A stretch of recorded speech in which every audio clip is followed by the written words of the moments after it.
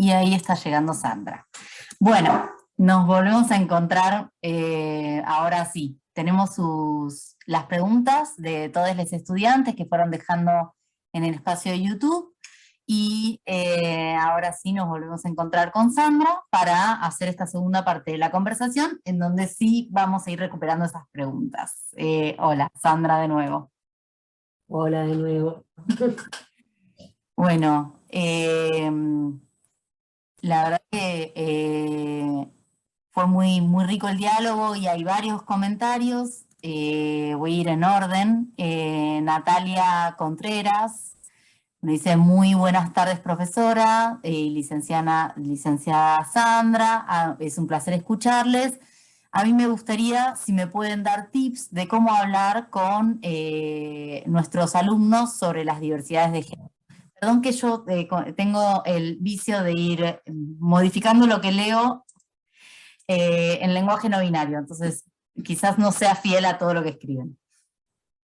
Bueno, pero va a estar el sentido, que es lo que importa, ¿no?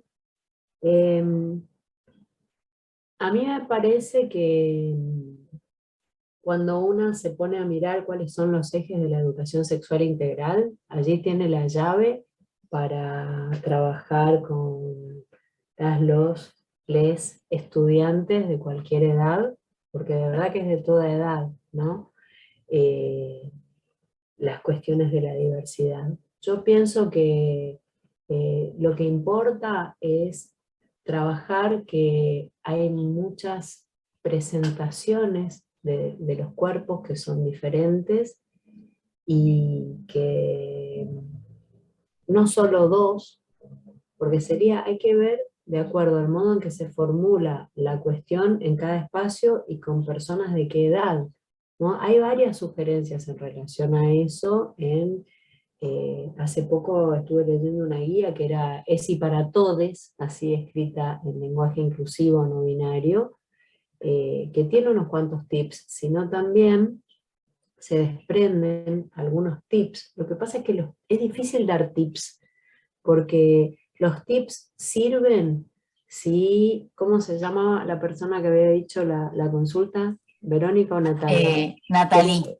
Natalie, ahí casi le cambié el nombre, no era la intención. Bueno, Natalie, a mí me parece que en tanto y en cuanto vos puedas dejarte interpelar por la diversidad de presentaciones corporales que hay hoy en día, la diversidad de maneras de habitar los cuerpos y de las identidades, a mí me parece que la mejor manera suele ser la pregunta, ¿no? Por ahí, cómo se trabaja lo diverso, en principio preguntando, ¿no?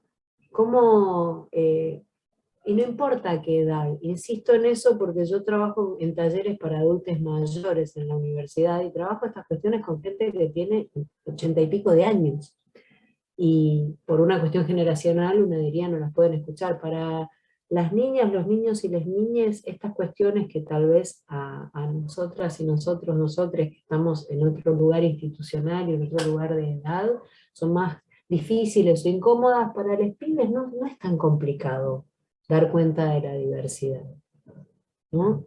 Yo diría que el tip es trabajarse una, porque lo mismo que la otra vez yo decía en una clase, que a veces una va con una niña, un niño, una niña, aquí en Buenos Aires en el subte, vas con alguien pequeño y de golpe sube una persona que usa muletas y le falta una parte de la pierna y la criatura te empieza a decir: ¿qué le pasa al señor? ¿Qué le pasa al señor? Una situación incómoda. Lo mismo podría decir si viene una travesti, ¿no?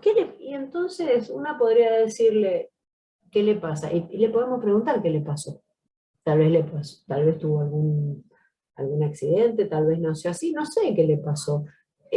Con esto quiero decir, dar una respuesta desde lo que una puede entender y que puede habitar esa respuesta.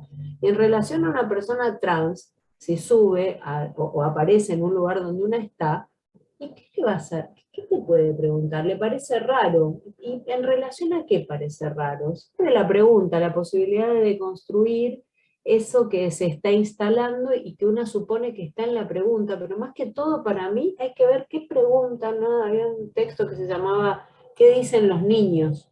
¿no? Habría que preguntarse, ¿no? ¿Cuáles son las preguntas que tienen las niñas y los niños? Y escuchar cuáles son esas preguntas, también tolerar no tener las respuestas y poder decir, no sé, te averiguo después, ¿no? Pero tips es una mirada que sea respetuosa de lo diverso, ese es el mejor tip, ¿no? No sé si puedo decir mucho más.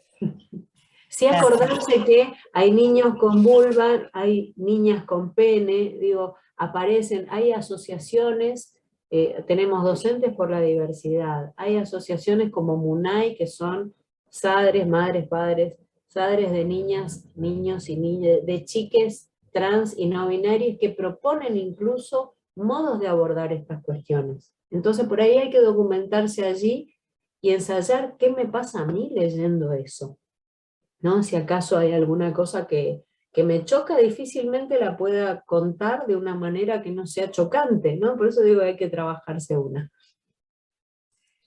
Y acá Marina Velázquez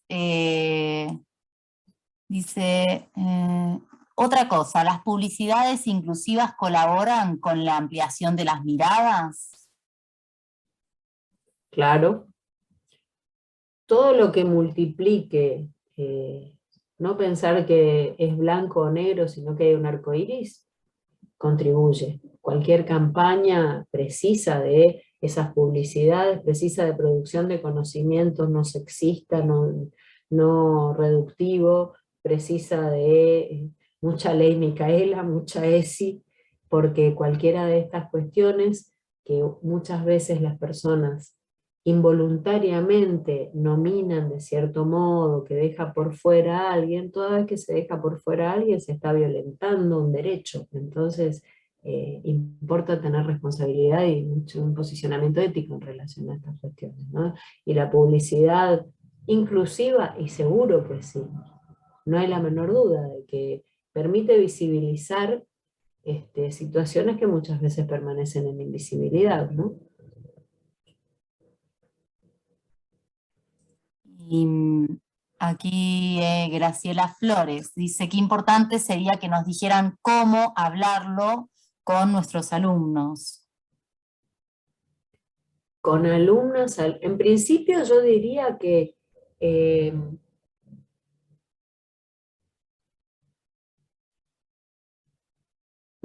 demasiadas cosas diría, por eso las callé un minuto. En el aire, sin conocer las trayectorias de esos y esos alumnos, es difícil decir cómo trabajarlo. Hay criterios que, insisto, aparecen sobre todo en talleres de ESI. De acuerdo a la edad se puede trabajar cada cuestión, porque si no, cometemos una suerte de violentamiento, de imponer a las niñas situaciones con las que todavía no tienen cómo lidiar subjetivamente, ¿no? Ahora, ¿que hay cuerpos diversos? Es algo que habría que ver con total naturalidad. Y el modo en que la persona adulta mira genera cuestiones en ese punto. Una más tiene criterios de qué cosas no hay que hacer que por la propositiva, ¿no? Una diría, no hay que suponer que si viene una persona de X edad vestida de tal manera, eso quiera decir que necesariamente hay correspondencia entre esa presentación que yo veo y el pronombre que esa persona haya elegido para ser nominada. Importa mucho conocer la ley de identidad de género para saber cómo trabajar estas cuestiones. Por ahí se puede ver la película que cuenta la historia de Luana, que es la primera niña trans, ¿no? Que el libro que escribió su mamá se llama Yo Nena, Yo Princesa, la película también se llama así.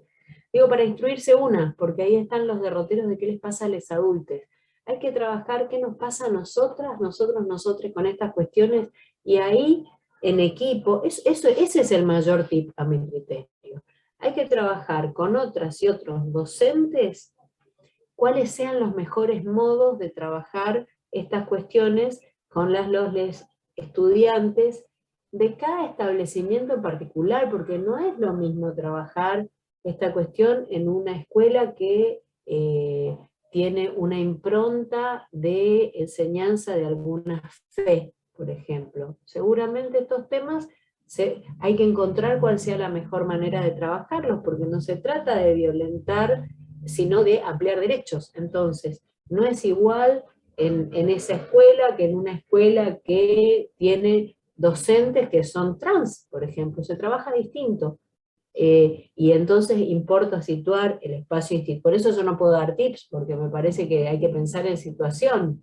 No me parece, estoy segura de eso, hay que pensar en situación. Sería, en este espacio educativo, con estos y estos estudiantes, ¿cómo trabajo esta cuestión? Sería, yo invitaría a pensar eso, pero pensarlo con colegas, con otros. Y si no alcanza lo que podemos pensar entre nosotros, y hay que tener mucha actualización en la información, y hay que hacer muchos talleres para ver dónde a cada quien le interpelan estas cosas. A mí me ha dicho alguien que era compañera mía de la escuela, que me dice, no, ahora yo doy ESI, y entonces ahora resulta que cualquiera, si se quiere cambiar de sexo, puede. No, no dice eso la ley de identidad. No es eso, es de muchísima mayor complejidad. Entonces hay que informarse, hay que formarse, y hay que conversar, y hay que poder trabajarse, como decía Sartre y también decía Pichon Rivière, ¿no? Importa trabajarse para poder trabajar estos temas. Históricamente, desde los estudios de la mujer, cuando se empezó a problematizar que ser mujer, devenir mujer, para decirlo en términos de Simone de Beauvoir, es un devenir minoritario y que es preciso conceptualizar eso, las mujeres que empezaron a problematizar eso se daban cuenta que las interpelaba de manera personal, biográfica, diría Viviana. Y entonces empezaron es frecuente que se trabaje desde estudios de la mujer con grupos de reflexión. Quiere decir, se trabaja un material y se pregunta qué le pasa a una. ¿Qué le pasa? No quiere decir si le gusta o le disgusta, sino dónde le interpela, dónde le toca, dónde le choca, qué le pasa, y eso se abre como problema y se puede conceptualizar y así se avanza, ¿no? Y talleres de los que llaman vivenciales, donde se puede trabajar qué pasa en los afectos con estas cuestiones, porque no va de suyo que en una sociedad donde siempre hemos aprendido que solo hay dos géneros, nos llame la atención a alguien que no tiene una presentación, una expresión, diríamos hoy, de género de ninguna de esas dos formas. Yo he hecho talleres, aparte, yo hace muchos años que estoy trabajando estos temas, entonces hemos concluido e iniciado y corroborado cada vez que debemos trabajar con integrantes de los colectivos y activismos. Entonces, yo coordino un grupo de reflexión para personas trans, travesti y no binarias con una persona que es activista travesti, se autodefine así. Y co-coordino porque hemos llegado a una situación que podemos llamar de confianza política, donde para ella está ok co-coordinar conmigo, ¿no? Y ella me lleva a ciertos espacios y yo la convoco a otros. ¿Por qué? Porque sin ese contacto, es lo que decía el cuento de Susy Shock, no nos conocemos, y cuando no nos conocemos nos recelamos y creemos que la otra persona está en un lugar que no es el lugar donde está. Y cómo trabajar diversidades, y trabajando que hay distintas maneras de vivir, como hay distintos colores. Tan natural como eso. Natural, es decir, tan socialmente construido como eso, ¿no? Y acá también agrega Natalie Contreras, dice, respecto a cómo trabajar, dice, y más aún con aquellos alumnos que tienen como prohibido hablar sobre estas cuestiones en un entorno familiar que ya es como, que lo considera tabú. Y Sí. hay otro comentario muy interesante de Elizabeth Huidemuy. Buenas, la representación, dice muy buena la representación de los rompecabezas, dice una como docente trata siempre de acomodarles las figuras y que queden ordenadas, dice, me impactó. Es lindo que le hayan dicho rompecabezas, porque la verdad que estas cuestiones nos exigen no romper la cabeza, que sería como demasiado, pero sí la tarea de la inversa, ¿no? No armar el rompecabezas, desarmar el rompecabezas que nos ha armado cierto momento sociohistórico en relación a esto, para poder dar lugar a otras formas. Y lo que decía Natalie del entorno familiar donde algo es tabú, es de muchísima complejidad la tarea docente siempre, y es de una gran responsabilidad. Entonces,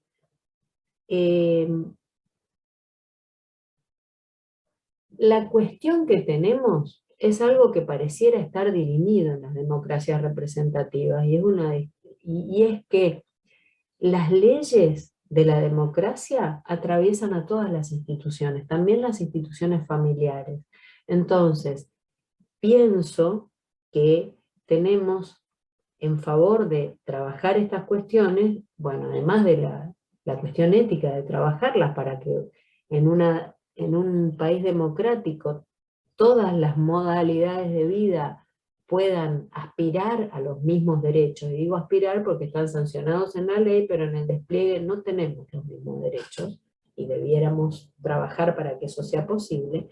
Y en ese sentido, que la educación sexual integral sea una ley, que el matrimonio igualitario, la ESI, la ley Micaela, eso contribuye a generar como un terreno en el cual la tarea artesanal de cada docente sea con qué palabras poder trabajar cuestiones que por ahí en la casa no se trabajan, porque no es lo único que se trabaja en la escuela que en la casa no se trabaja. Solo que hacer ecuaciones de tercer grado, de gran dificultad, no es un tabú, es algo para lo que la gente más rápido dice no me da la cabeza para esto. Y no es tan importante poder resolver ese tipo de ecuaciones en la vida cotidiana. En cambio, así como cuesta eso, cuesta entender cierta modalidad de presentación genérica y opción de vida que no es la propia, y se torna tabú. Es cierto, y bueno, con los tabúes lo peor que se puede hacer es ir a pelearse con esa gente. Hay que encontrar las maneras que no sean, que puedan ser pensables, ¿no? Que puedan convocar a pensar, y tantas veces son les chiques quienes llevan a las casas la novedad. Yo recuerdo cuando comenzaban a trabajarse cuestiones de la ecología, que tienen igual resistencia, pero solo que no es moral, ¿no? Acá tenemos la resistencia, tiene que ver con una moral sexual en la que estamos matrizadas en la modernidad temprana, ¿no? Pero si no, yo recuerdo cuando empezaban a venir las chicas de la escuela y empezaban a decirte, no tires un papel, separemos los residuos. Era tan novedoso como eso. Bueno, también un pibe, una piba, un pibe puede ir y decir, vos sabés que hay gente que circula de tal otra manera y no está enferma por eso. Si un pibe, una piba, un pibe puede ir y decir eso en la casa, está llevando una llave muy interesante. Por ahí en la casa digan lo contrario, pero en la escuela no hay que enseñar mentiras y hay que avenirse a la ley. Entonces en la escuela se dirá, bueno, tal vez así lo piensan en tu casa, porque cuando ellos fueron a la escuela o no fueron, porque hay mucha gente que no ha podido acceder al capital simbólico, le dirá, bueno, porque hasta donde ellos pueden pensar eso es así, y ahora esto se puede trabajar de este modo, lo podemos pensar, lo vemos y qué sé yo, y hay gente que le cuesta, que va a tardar un poco más, para decirlo casi en mayo del 68, ¿no? Lo imposible tarda un poco más. Y respecto a esto mismo, hay varios estudiantes que en el espacio consultan sobre esta cuestión de la diferenciación binaria, ¿no? Separar niños y niñas, separar entre M o F, tanto a docentes como a estudiantes. Se preguntan por qué en las asistencias hay una diferenciación entre hombres y mujeres. Como bueno, eso también Y implica eso, la bueno, distancia entre la norma y la práctica.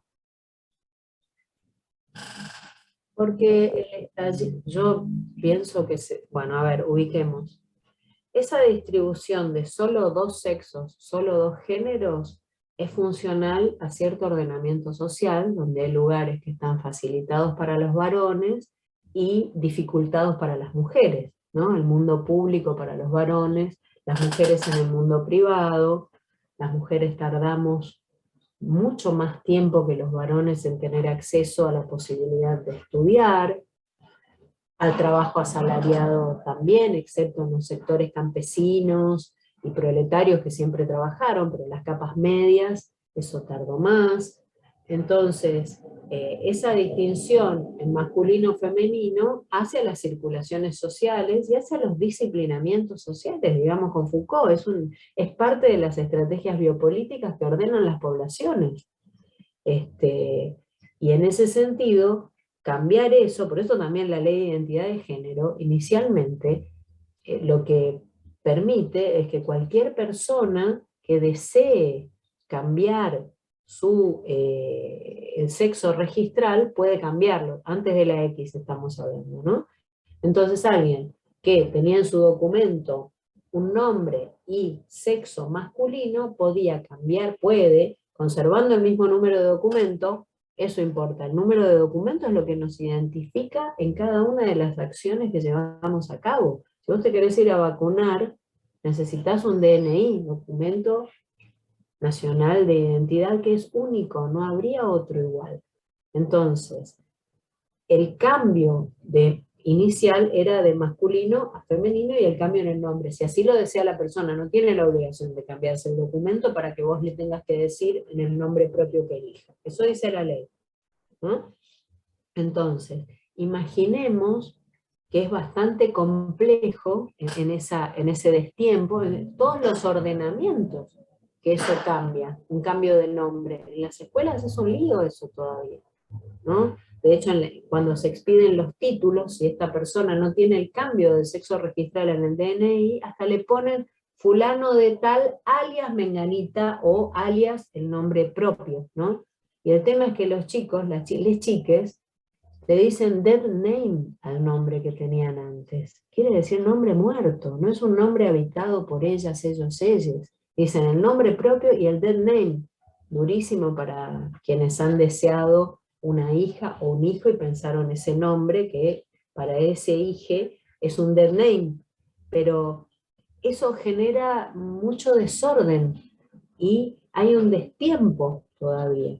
Sigue habiendo un destiempo, pero inicialmente se pudo llegar para la ley de identidad que se cambie en femenino a masculino, o de masculino a femenino, y en los colectivos había una cosa de decir, bueno, ¿por qué solo eso y no una tercera columna que llegó hace poco? Y la tercera columna, la X, tampoco satisface, porque no hay una sola letra que pueda contener toda la diversidad. Esa es la cuestión, ¿no?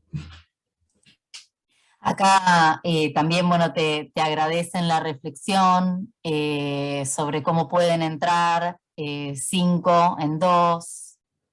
Y agrega Vero Cortés, agrega interesante la mirada que planteás, de qué manera se puede trabajar estas nuevas representaciones con la familia. En principio empezando a hablar de familias en plural, o de conformaciones familiares o algo así, porque en general familia se tiende a pensar en la familia moderna, que tiene la característica de que es una familia heterosexual, con pocos hijos, una niña y un niño preferentemente y tal. ¿Cómo se puede trabajar con las familias? Y por ahí a mí me parece que se pueden hacer distintas actividades que involucren a las familias, y también se puede contar, así como yo tengo una sobrina que tiene 9 años y va a una escuela pública, y yo veo en su cuaderno lo que trae, así como en mi época antes eran las efemérides y se escribía una frase cada día. Ella trabaja que se conmemora el 8 de marzo, lo mismo que el 24 de marzo, o cuando es el Ni Una Menos, o la huelga de mujeres, le cuentan en la escuela de qué se trata eso, y se lo cuentan del modo más accesible para su edad que sea posible.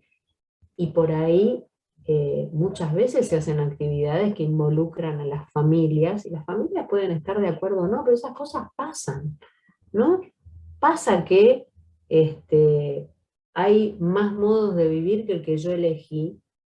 Sucede. Yo puedo elegir rehusar esos modos, pueden no gustarme, lo que no puedo es discriminarlos y negarles derechos. Entonces, si una está clara en que no se trata de la aceptación o la tolerancia, sino que se trata de la convivencia, y que vos no tenés por qué hacerte amigo, o amiga, o amigue, me parece que hay algo de eso. Y también, y esto lo tomo de alguna vez que tuve la oportunidad de trabajar con la gente de Teatro por la Identidad, a las identidades y a las diversidades no necesariamente hay que entrarles de manera directa. Se puede trabajar lo diverso trabajando otras cuestiones, no necesariamente las presentaciones de las corporalidades hoy. No, se puede trabajar de tantos modos, hay un montón. Canticuénticos tiene canciones preciosas. Una puede trabajar con materiales muy diversos aludiendo a las cuestiones y no yendo de manera directa al choque, ¿no? Hay que generar las condiciones para conversar en el jardín de gente, por eso decía, ¿no? Hay que ir sembrando de distintas maneras. Entonces, porque a ver, la misma manera de discriminación y desigualación que se traza hacia las personas trans, por nombrar una, es la que opera cuando se discrimina a una persona que tiene alguna discapacidad, o que tiene otro color que no es el propio, o que si fuera una persona blanca occidental la que está hablando, se opera sobre las comunidades asiáticas o los pueblos originarios. Digo, el modo, la operatoria de la diferencia es la misma. Entonces, si trabajamos mostrando que lo distinto tiene diferentes colores y que no hay uno mejor que otro, estamos ya trabajando la categoría de lo diverso, no necesariamente en las cuestiones genéricas, digo yo. Creo que la palabra convivencia es muy importante acá, ¿no? Pensar las instituciones educativas, la escuela como un espacio de convivencia muy diverso en muchos sentidos, no solo en el sentido sexogenérico. Eh, Sí, Acá había otra estudiante que hablaba sobre cómo en las canciones infantiles, en muchas, aparece todo el tiempo la distinción entre varones y mujeres, ¿no? sí, Y creo que algo que estás trayendo es también empezar a revisar los materiales que proponemos, ¿no? seguro, sin Así. duda. Sí, y hay un montón ahora, si una se pone a buscar y es interesante. También yo sugeriría tratar de no ponerse panfletaria con estas cuestiones, sino porque no es la idea armar barricadas y activismos. Quien le den deseos de activar y de barricar, si vale la expresión dicha así, está muy bien. Pero a la hora de enseñar hay que mostrar todo el menú, ¿no? Y si vos tenés que mostrar todo el menú, ¿cómo mostrás todo el menú si mostrás solo una parte? Y esa solo una parte puede ser solo mostrar pensamiento binario o estar así arengando por lo diverso, ¿no? A mí me gusta mucho cómo lo expresan Deleuze y Guattari, que no lo refieren a esto, sino que hablan del todo y las partes. Entonces, ellos critican la idea de un todo que englobe a las partes y las invisibilice o las subsuma, ¿no? Esa idea que es tan frecuente, que un todo subsume a las partes. Y ellos dicen, está bien un todo al lado de las partes, ¿no? El pensamiento binario al lado de otros modos de pensar. Porque si reemplazamos el pensamiento binario por otro pensamiento, es la misma operatoria lógica, no sirve eso. Hay que adicionar y señalar y estar atentas, atentos, atentes a eso, ¿no? A cuando estamos operando en el pensar un reduccionismo, que lo hacemos todo el tiempo, no es un pecado. Lo que sería una pena en favor de nuestro pensamiento crítico es no estar con esa suerte de atención o caución a la hora del pensar, porque si no empieza a haber palabras que están prohibidas y eso no sirve, no sirve prohibir, se trata de ampliar, no de achicar. Entonces si alguien le pifia y a una persona trans le dice, él, cuando esa persona dijo que quiere que le digan ella, no es tan grave. Le decís él, ay, discúlpame, ella. Ya está, porque si no, no podemos hablar de nada ni con nadie. Y se arma una suerte de terrorismo del significante y de que cualquier cosa es un privilegio. Y hay muchos privilegios. La cuestión con los privilegios es no suponer que es lo único que hay, sino decir, yo digo esto porque lo puedo decir. Y si para que yo lo pueda decir hay un montón de personas desigualadas, eso es un privilegio. Entonces, yo no me tengo que olvidar de eso. Para actuar acorde a privilegio, no, para no suponer que estamos todas, todos en el mismo lugar, porque eso lleva a error. No estamos en el mismo lugar. Y si yo desde mi lugar puedo hacer algo para visibilizar alguna desigualación, y estaría bueno que lo haga. ¿Por qué estaría bueno? ¿Porque me hace mejor persona? No, porque vivo en un país que aspira a la paridad de un montón de prácticas de vida que están desigualadas. Por eso es una cuestión ciudadana esa dimensión, ¿no? No moral.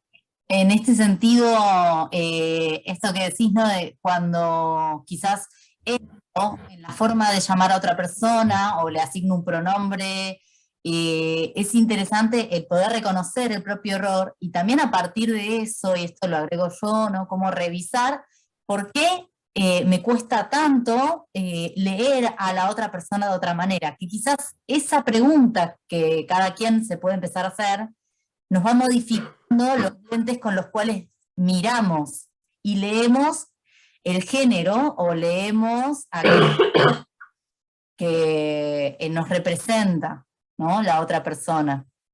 Sí, por ejemplo, bueno, y también hay que ejercitar la mirada en la diversidad. Yo no sé si alguno de ustedes ha ido del brazo por la calle con una persona trans, con un varón trans, con una travesti, con... Digo porque la gente mira de tal modo a estas personas y es muy fuerte lo que te pasa cuando vos vas al lado. Yo recuerdo haber hecho talleres coordinados siempre, porque es una instancia de vigilancia epistemológica, si se quiere, esa coordinación. Y recuerdo que contaba una compañera que hoy está en alguna función importante en Cancillería. Ella decía que hacían talleres para visibilizar los existenciarios trans y que le preguntaban a la gente, una travesti, y anotaba todo lo que decían. Dice, nunca dijeron que era linda, nunca. Nunca fue una palabra que cualificara de linda persona, como este niño. Por eso me gustaba lo de lindas personas, porque recuperaba eso, ¿no? O sea, qué brutal que es eso. Entonces, si una escucha eso, no puede no sentirse interpelada.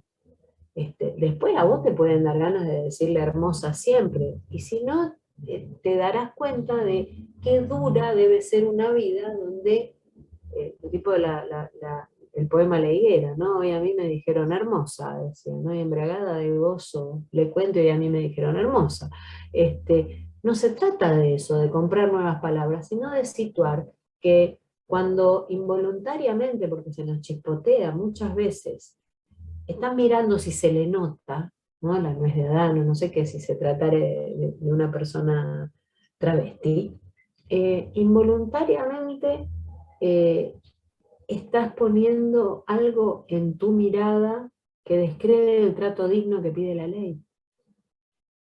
La curiosidad no está mal, para nada. Aquello que es distinto en general nos llama la atención. Lo que pasa es que si viene ese llamado de atención con un codazo que muestre, mirá, es un varón disfrazado de mujer, como decía el cuento de Susy Shock, ahí está el problema. Eso es lo que hay que revisar.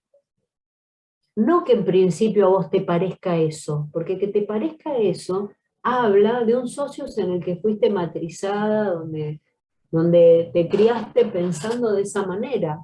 Pero el nuevo amanecer que viene asomando, del que hablábamos hace un rato, requiere que después de decir eso vos te rescates, como dicen los chicos, hay que rescatarse, ¿no? ¿De dónde me rescato? Y me rescato de una mirada que hoy es discriminadora y que yo podría poner en cuestión, ¿no? ¿Por qué habré dicho eso? ¿Con qué se relacionará que yo mire así a esta persona? Porque por otro lado, ¿qué me importa a mí? Salvo que yo tenga algún interés sexoafectivo en esa persona, ahí me importa el género y su elección de objeto sexual. Si no, pero igual, pero aún así, y ese aún así dice de los ordenamientos sociales que requieren ciertas desigualaciones. Por eso esto va a contrapelo, porque es una cuestión de relaciones de poder también. también fuertemente, como cualquier distribución según géneros, ¿no?